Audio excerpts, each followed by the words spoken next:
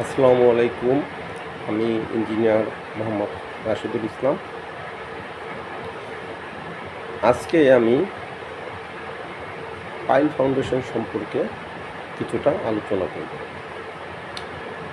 Pile foundation হলো দুই প্রকার: শ্যালো ফাউন্ডেশন, ডিপ ফাউন্ডেশন। যে কোনো স্ট্রাকচার শুরু করার প্রথম ধাপ হলো মাটি পরীক্ষা বা soil test.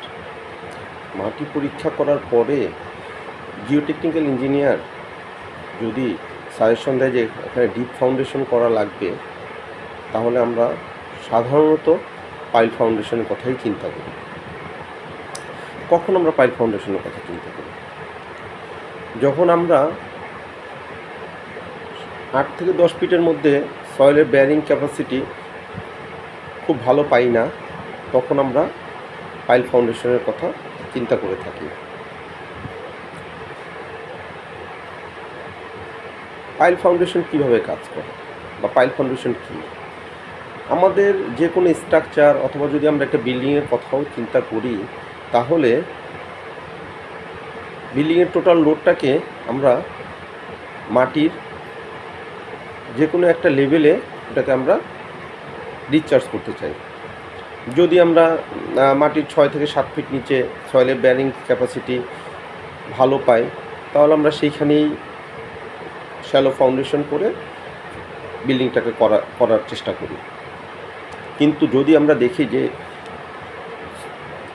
সয়েলের bearing capacity 40-50 fit বা 60 ফিট বা তারও বেশি নিচে ভালো আছে, তখন আমরা বিল্ডিংয়ের লোডটাকে পাইলের উপর বসায় পাইলের সাহায্যে ওই ডিজায়ার্ড লেভেলে আমরা ট্রান্সফার করে দিই।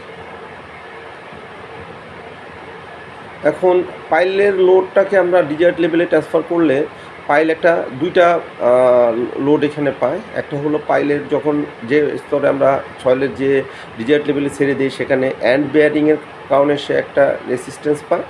আর পাইলটা যে মাটির মধ্যে দিয়ে ঢুকছে, সেখানে পাইলের গায়ে একটা স্কিন ফ্রিকশনের সাহায্যে সে কিছুটা লোড রেজিস্ট করতে পারে। এই দুটো যোগফলের সাহায্যে আমরা সাধারণত পাইল কীরকম লোড নিতে পারবে, বিল্ডিংয়ে কীরকম লোড আসবে, এগুলো আমরা সাধারণত ইঞ্জিনিয়াররা হিসাব নিকাশ করে দিই।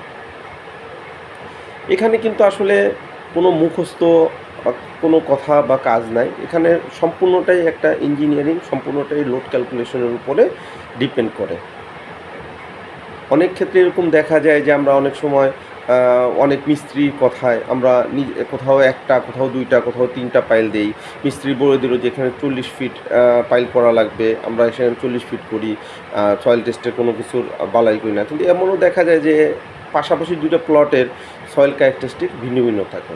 তাই যে কোনো প্রজেক্ট করার আগে আমাদের মাটি পরীক্ষাটা অবশ্যই করতে হবে, এবং মাটি পরীক্ষার সাহায্যে আমরা কি শ্যালো ফাউন্ডেশনে যাব নাকি ডিপ ফাউন্ডেশনে যাব, সেটা এনশিওর হতে হবে। এটা এনশিওর হওয়ার পরে এরপরে আমাদের ডিপেন্ড করবে যে আমরা কততলা বিল্ডিং করলে আমাদের কয়টা কলাম বসতেছে, কলাম টু কলাম ডিস্টেন্স কত, এগুলো আমরা সাধারণত স্ট্রাকচারাল সফটওয়্যারের সাহায্যে অ্যানালাইসিস করে আমরা সাধারণত পাইলের নিচের লোডটাকে আমরা ক্যালকুলেশন করি। ক্যালকুলেশন করার পরে আমরা পাইলের সংখ্যাটা বের করে আমরা পাইল ফাউন্ডেশনে যাই। এরপরে আমরা ভালো একটি পাইল কন্ট্রাক্টরকে ঠিক করে পাইলের লেআউট দিয়ে পাইলের কাজ শুরু করি। ধন্যবাদ।